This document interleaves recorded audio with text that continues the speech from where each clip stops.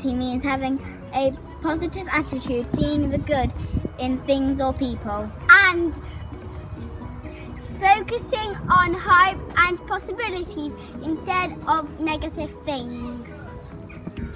In the Bible, positivity is an important concept that teaches us how to live our lives in a positive way. What does positivity mean to you? As a class, We've all been thinking about being positive. We would like to share some positive words with you so you can be positive. be your own kind of wonderful. Reach for the moon. Even if you miss, you'll land among the stars. The world is a brighter place with you in it. think happy thoughts, do happy things. I can, I will. You are smart, you are kind, you are funny, you are strong, you are enough. You don't have to be perfect to be fabulous. All things are difficult until they become easy. You can't have a rainbow without a little rain. We will bring you a set for your classroom so you can be reminded to think positively. This week, we have looked at 3 different examples of scripture full of positivity. One example of positivity in the Bible is the story of Noah's Ark. When God asked Noah to build an ark, it was a daunting task, but Noah didn't let negative thoughts bring him down. Instead, he trusted and obeyed God, and he worked hard to build the ark. Because of Noah's positive attitude and hard work, he and his family were saved from a flood that destroyed the earth. Another example of positivity in the Bible is the story of David and Goliath. When David was asked to fight Goliath, he didn't let fear control him.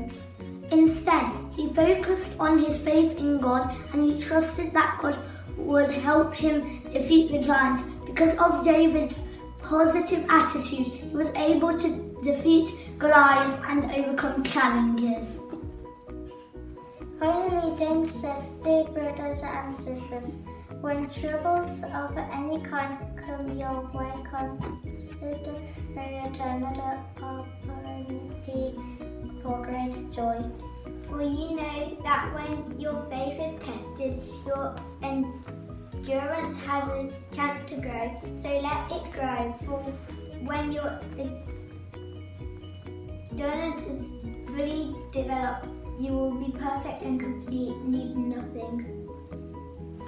These scriptures link to the word of the week because they all possess a remarkable positivity which they attempted to pass on to other believers. This knowledge can help us to encounter Jesus in our lives by learning to follow in the footsteps of Noah. Luther and James by always seeing troubles and tests as a way to grow in the Lord, and thus a great opportunity.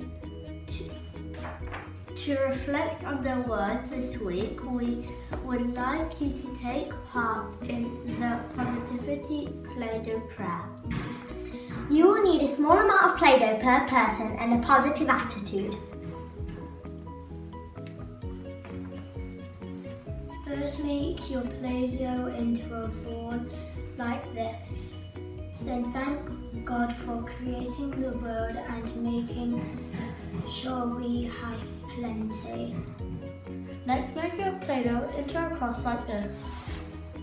Pray for the church that you have been able to encounter God in your lives. Make your Play-Doh into a heart like this.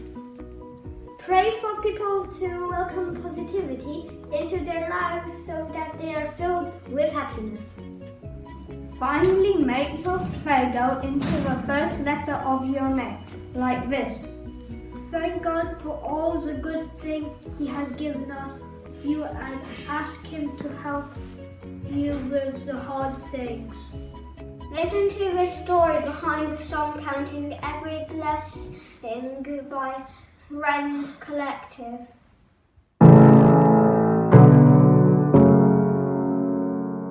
The story behind Counting Every Blessing, I guess, we had talked about it. I went through a period of depression a couple of years ago, and one of the root causes was always looking at what I didn't have rather than what I did have. A friend of mine said that comparison is the thief of joy. We spend our lives looking at what other people have, comparing ourselves to, how successful people are, or what their families look like, or whatever it is that you're comparing yourself with. Like Instagram doesn't help. Social media is like a whole world where all you're doing is spending your time looking at the most perfect thing that someone can make their life look like. Then you realize their life's nothing like that.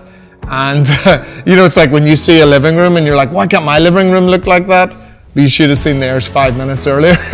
And for us, we realized that we needed to remind ourselves of all the good things that God had done. The Apostle Paul talks about giving thanks all the time.